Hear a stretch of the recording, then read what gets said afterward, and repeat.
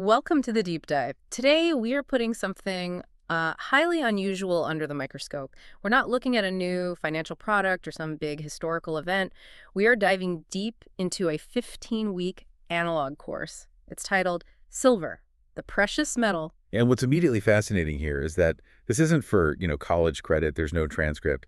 This course is really targeting the high-level autodidact. The self-learner, yeah. Someone who's seeking, profound personal growth through knowledge, not just a certificate. The medium is really the message here. Absolutely. The mission, as we kind of unpack this, is to explore the complete and often contradictory relationship humanity has with silver. All of it. The historical, the monetary, and maybe most importantly, the psychological. And like you said, the delivery it's radical. It is. The whole philosophy is creative personal expression over academic rigor, and the entire journey is analog. All you need is a high-quality paper notebook, a pen or a pencil, and that's it. Well, and access to public domain sources, Right. Project Gutenberg, the Internet Archive, no skimming headlines. Right. No Wikipedia. It forces this necessary slowdown. I mean, when you commit to a physical notebook, the act of writing, the limited sources, it insists you read for deep absorption, not for speed. And that environment is crucial because the course explicitly aims for growth through what it calls productive discomfort. I love that term. Yeah, forcing the learner to confront and really challenge their own biases. Okay, so let's unpack this journey. Where does it start? It starts, logically, with phase 1, the lure of the white metal. This is weeks 1 through 5. And this section immediately sets a deeply reflective tone. It doesn't start with central banks, but with ancient history. Specifically, Anatolian silver mining around, 3000 BCE? And what's so interesting is how quickly it shifts from the hard science of geology to pure mythos, human psychology. The course dedicates weeks to exploring the association of silver with the moon. Right, Artemis and Diana. Exactly. Yeah. The syllabus suggests that silver's enduring value comes from this profound initial symbolic connection. It was a metal of the heavens long before it was ever a medium of exchange. And this all builds to the week 5 assignment, Reflection 1. After weeks of reading about ancient mining and lunar myths, you have to write 3 pages asking a really fundamental question. What's the question? Is the deep human draw to shiny things a primal survival instinct? Maybe that shimmer meant water. Or is it just pure vanity, the aesthetic pleasure of light bouncing off a surface? But this raises an important point about the course's structure, though. Before you even get to Artemis and all the mythology, way back in weeks 1 and 2, the syllabus requires you to define intrinsic value in your own words. Okay. So I think the course correctly grounds the student in objective reality first. The metal's properties, its scarcity. That's the intellectual foundation that it's going to challenge later. I see that. I do. I see the pedagogical need for a definition, but I think the philosophical intent is actually the reverse. How so? The course dedicates the emotional weight of the first 5 weeks to the symbolic. The prompt to define intrinsic value is almost a setup. It makes you state what you think is real and objective, only to spend a month showing that the real value is the human construct we project onto it. But we wouldn't have silver-based economies If we didn't first find it mystically beautiful, the symbolic precedes the monetary. Perhaps. But the goal of the course is sustained intellectual tension, right? You can't achieve productive discomfort unless you first establish a baseline. Silver's history is defined by its objective properties, malleability, resistance to tarnish, all that. Yeah. The mythology only gains power because the metal had enough intrinsic utility to be traded across continents in the first place. Okay, fair enough. The course is designed to hold both truths in your mind at the same time. Exactly. And it definitely succeeds in forcing that debate right out of the gate. That whole tension, objective versus subjective value, drives us right into phase 2. Silver as sovereignty, weeks 6 through 10. And this is where it transitions from myth to macroeconomics. Suddenly you're anchored in the monetary function of silver. You're studying the Roman economy, the denarius, pieces of 8. And the inevitable cycle of debasement. It's an immersion into how trust and faith are built, and then ultimately how they're broken. And you need that depth. When we talk about debasement, we're really talking about a systematic betrayal of trust by a government. And the syllabus forces you to understand the actual mechanism. The Roman government didn't just print more money, they literally shaved the edges off silver coins, that's clipping. Or they just reduced the silver content in the alloy itself. Replacing it with cheaper base metals while keeping the face value the same. Exactly. It's the historical parallel to modern inflation. The denarius started as nearly pure silver and ended up as, barely silver-plated copper. Yeah. The learner sees, in tangible terms, that all currency eventually reverts to its intrinsic value, or lack thereof, once the public loses faith. You have to study the fall of Rome's monetary system to even begin to understand the 2025 context. That structural logic is key, because the course then slams us right out of ancient history and into phase 3, the modern reflection, explicitly contextualized for the year 2025. It's a brilliant juxtaposition. It is. In 2025, we're seeing this significant, sustained rise in silver's value, and it's driven by its complex dual nature. On one hand, it's acting exactly as it always has. As a financial safe haven, a hedge against all the volatility in the global economy. It's fulfilling that ancient monetary role we just talked about. But, and this is the big but, The surprise is its new indispensable industrial utility. This is where silver completely shifts its identity. it becomes a cornerstone of green technology. We're talking about its crucial role in photovoltaics, the conductive paste in solar panels. And its use in advanced electrical contacts within electric vehicles. The lunar metal of myth becomes the technology metal of modernity. Which creates this unprecedented economic paradox that the course demands you wrestle with.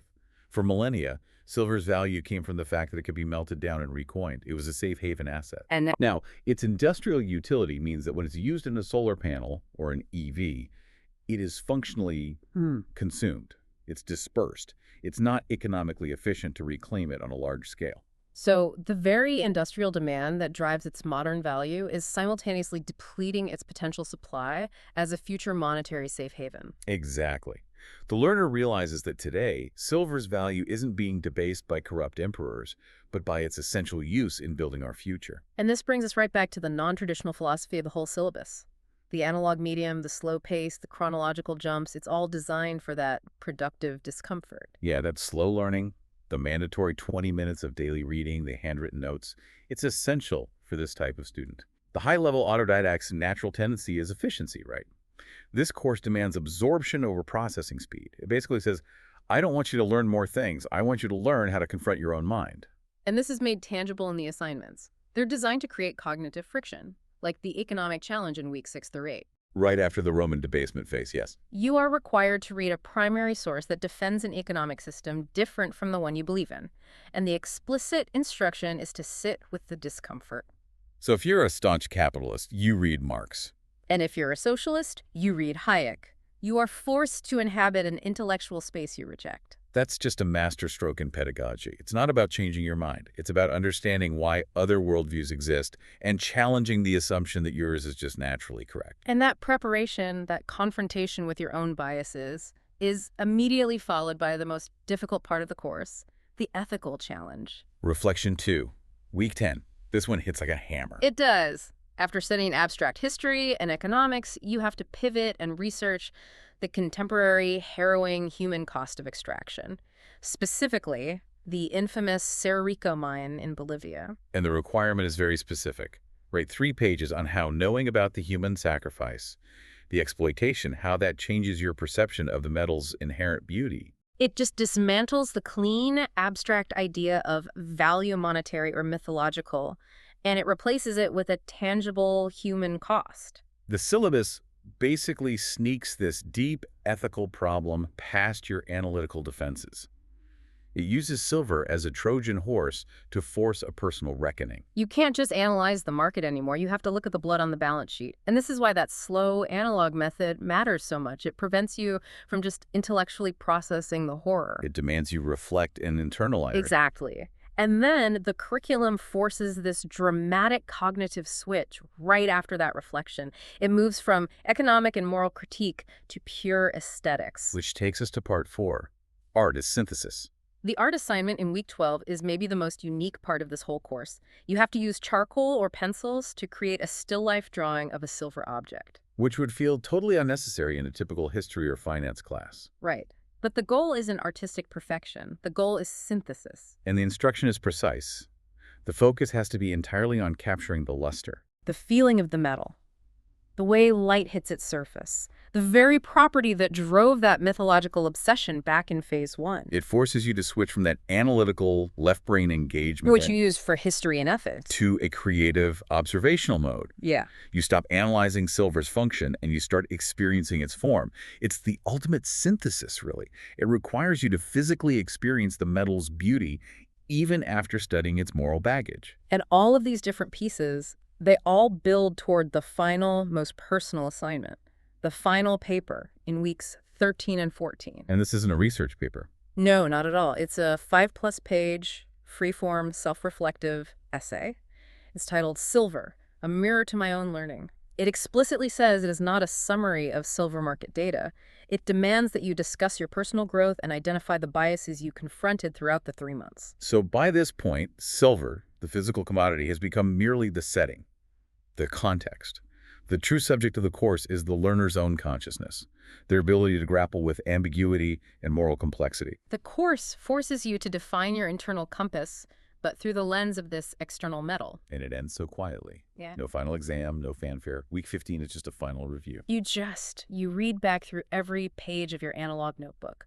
All the history, the myths, the discomfort, the economic challenges, the art you made.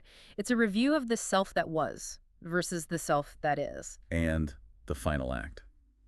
Write a closing letter to yourself about what you will carry forward. It's an incredibly powerful way to cement knowledge, prioritizing application and internal change over just memorizing facts. The entire syllabus uses silver's history, its function, its mythology as this sophisticated framework. But the purpose is clear. It's not designed to make you an expert on silver as a commodity.